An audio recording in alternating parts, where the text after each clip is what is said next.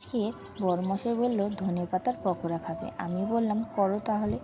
ধনেপাতাগুলো ভালো করে ধুয়ে কাটা শুরু করে দিয়েছে। একদম কুচি কুচি করে কাটছে।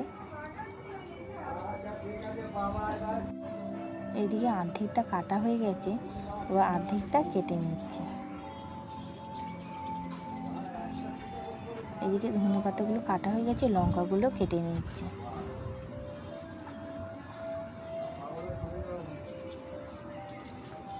লঙ্কাগুলো কাটা হয়ে গেছে, এবার ধনেপাতার মধ্যে জিরে গুঁড়ো, লঙ্কার গুঁড়ো, হলুদ, নুন, বেসন দিয়ে ভালো করে মেখে নেবে, জল ছাড়া।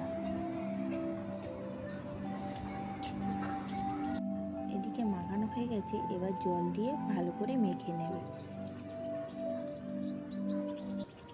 এদিকে আমার মাখানো হয়ে গেছে। এদিকে একদিকে আমি কড়াটা গরমের জন্য বসিয়ে দিয়েছিলাম, এবার তেলটা ঢেলে দেবো। এবার বেসনগুলো দিয়ে দেবো। এদিকে দেখো একদিকটা হয়ে গেছে, আর একদিকটা উল্টে দিলাম। এদিকে আমার পকোড়া রেডি।